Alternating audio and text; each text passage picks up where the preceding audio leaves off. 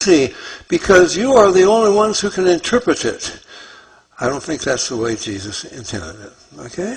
The God of the Bible, as one would reasonably expect, he hasn't left mankind at the mercy of certain experts to interpret what he said. And I don't believe in that, so I don't quote the experts. Shabir loves to quote various supposed biblical scholars, at least in the one or two debates of his that I've listened to, historians who criticize the Bible and Christianity, and they don't offer any proof, endless speculation, a tedious series of suppose this or perhaps that, and contradicting one another. I'm going to violate what I just said, and I'm going to quote one critic of Islam, and he'll probably quote plenty of critics of Christianity. Ali Dashti, and I'm sure Shabir knows who he is. He explains that one of Muhammad's followers, Abdullah Sar, made many suggestions to the Prophet about improving the Quran by rephrasing it, adding to it, or deleting from it, suggestions which Muhammad, he said, followed. Eventually, however, Sar defected from Islam, having at last faced the obvious fact that if the Quran were truly from God, it wouldn't need to be improved in wording and concepts and could not be changed. When Mecca was conquered, Abdullah Sar was one of the first put to death by Muhammad. That's the way they enforce truth in Islam.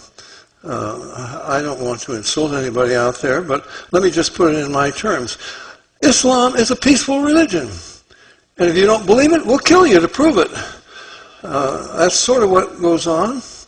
And they killed him, did away with him as a critic. Now, I have some problems with that way of enforcing truth. And I don't believe you can enforce truth. So anyone who reads the Bible carefully will conclude that it proves and interprets itself. So-called biblical scholars have claimed Moses didn't write the Pentateuch, Daniel didn't write Daniel. It was written centuries later by someone pretending to be Daniel. There were 2 or 3 Isaiahs. The gospel weren't written until a century or more later. Ad infinitum absurdum. In response, Christian apologists have written numerous books debunking the critics. I have no time to go into those details, nor is it necessary. I hope to let the Bible, biblical Christianity, speak for itself. I want to try to simplify, because I've listened to some debates and they can get very complicated and very involved. I want to try to simplify it, if I can. First of all, this debate is not over a few details, technicalities, and I don't think Shabir and I, actually, you'll probably find out this evening, I don't think we agree on anything. Islam is utterly anti-Christian. I was in, New Zealand, and I got there too late to hear this, but there was a newspaper article saying, oh, we met with, there were Anglican leaders, and they met with the Muslim leaders, and some of them were saying, oh, we learned so much. Why, we learned that the Quran has more about Jesus than it has about Muhammad. I don't think Shabir or I would agree with that, but it may be coming close. But that's not the point. I thought to myself, did any of these Anglican leaders ask the Muslims, what does the Quran say about Jesus? Oh, it says more about Jesus than it says about Muhammad? Well, what does it say about Jesus? Well, it says he's not the Son of God. He didn't die for our sins on the cross. He's not, denies his deity, and so forth. Well, that's what it says? Yes, we'll talk a little bit more about that, and I don't think that Shabir will disagree with me on that. Islam is utterly anti-Christian.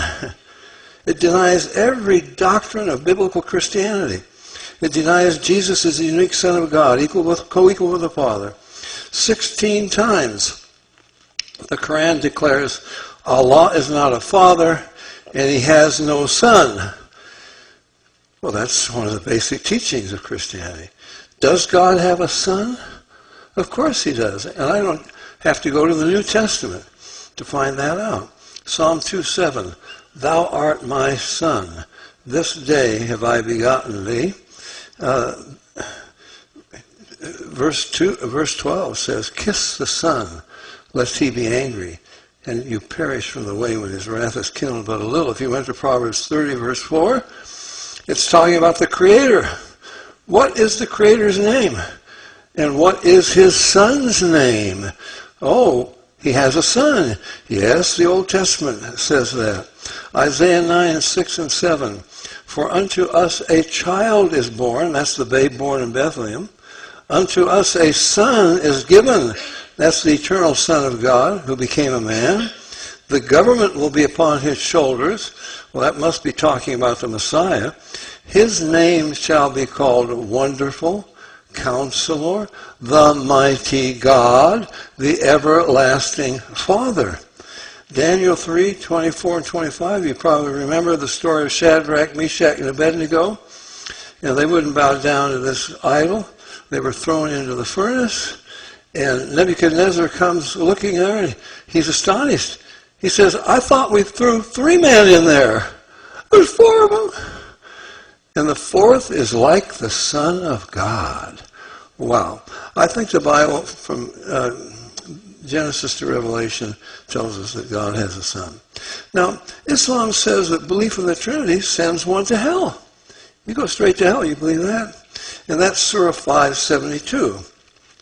The Quran denies the need for redemption, one of the basic teachings of Christianity. It claims that Allah can forgive whomever he will without the penalty being paid. He can just be merciful and forgive. It denies that Christ died for our sins on the cross, Surah 4, 157, that he even died on the cross.